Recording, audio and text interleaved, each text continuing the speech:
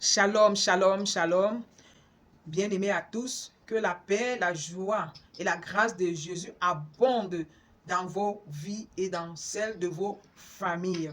Si c'est ta première fois d'être sur ma chaîne, like la vidéo et partage-la massivement afin qu'au travers de cette vidéo, tu sois en train de participer à la grande commission que notre Seigneur Jésus nous a laissée dans le livre de Matthieu 28, verset 19 qui dit « Allez, faites des nations des disciples en les baptisant au nom du Père, du Fils et du Saint-Esprit. » En partageant cette vidéo, la vie de quelqu'un peut être transformée au travers de toi.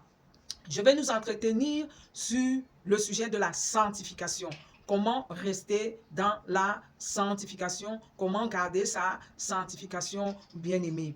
Alors, dans le livre de 2 Timothée chapitre 1, dans son verset 9, la Bible nous dit que Dieu nous a fait un saint appel, et non par les œuvres, mais par sa grâce et par ses desseins. Nous allons lire 2 Timothée chapitre 1, verset 9 qui nous dit, qui nous a sauvés et nous a appelés d'un saint appel, non seulement nos œuvres, mais selon son propre dessein et sa propre grâce qui nous a été donnée dans le Christ Jésus avant les temps des siècles.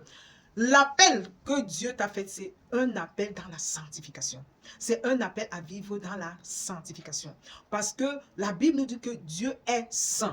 Dieu est saint et Dieu ne saurait te faire un appel en dehors de sa sainteté. Ce que beaucoup croient, c'est que pour être dans la sainteté, pour garder sa sainteté, pour vivre dans la sainteté, il y a un tas de lois, un tas de règles à respecter. Beaucoup pensent que pour que je sois saint, je dois marcher sur le principe selon lequel je ne dois pas voler, je ne dois pas mentir, je ne dois pas agresser, je ne dois pas. Beaucoup pensent que la sanctification est régie par la loi de je ne dois pas, il faut.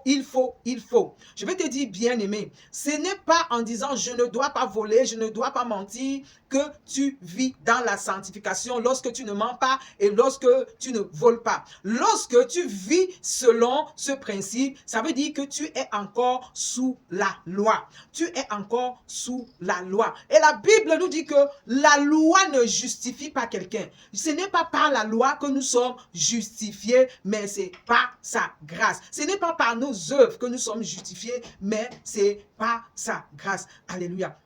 Paul disait que il n'est pas en train de dire que nous devons annuler la loi au profit de la foi, mais juste que les fondements de la loi sont redéfinis. C'est pour ça que Jésus disait, je ne suis pas venu pour abolir la loi et pour la parfaire. Alléluia. Lorsque tu décides de vivre avec les je ne mens pas, je ne dois pas, il faut, en ce moment, tu es sous la malédiction.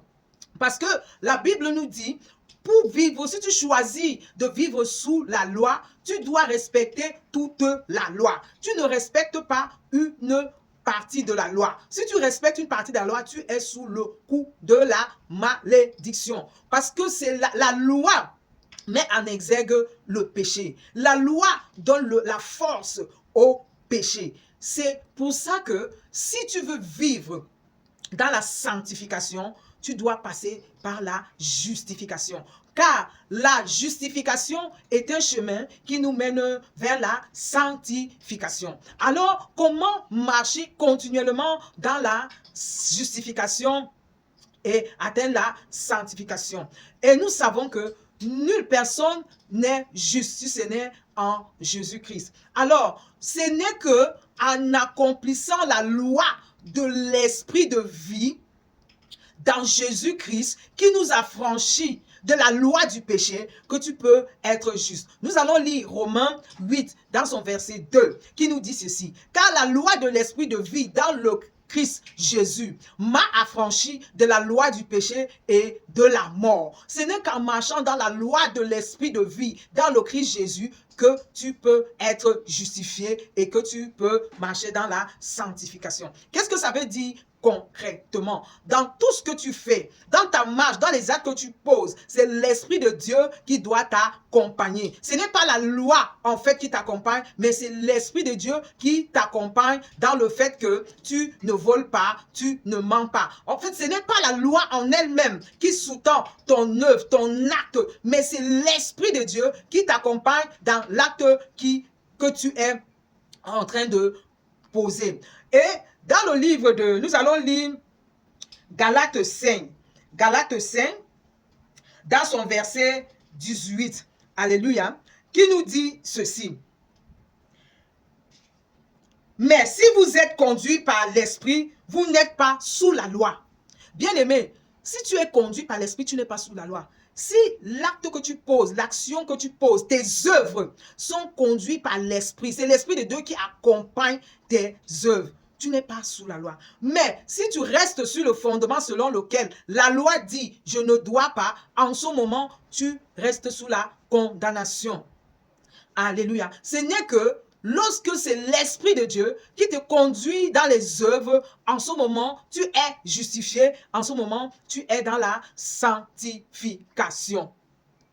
Donc, cherchons à vivre avec l'Esprit de Dieu, selon l'Esprit de Dieu, non pas selon des lois, selon les fondements de la loi. Nos œuvres ne doivent pas être appuyées sur la loi, mais nos œuvres doivent être appuyées par la loi de l'Esprit de vie. C'est dessus que nos œuvres doivent être appuyées. Jésus est venu changer le fondement de la loi par l'Esprit de vie, par la loi de l'Esprit de vie, par la loi de l'Esprit de vie. C'est l'Esprit de vie qui doit t'accompagner dans tes œuvres et non la loi en elle-même. Parce que la loi en elle-même te pousse au péché, ne te rend pas juste. Mais en marchant par la loi de l'Esprit de vie dans le Seigneur Jésus, tu es justifié par Jésus-Christ, alors tu es sanctifié. Bien-aimé à vous, soyez bénis.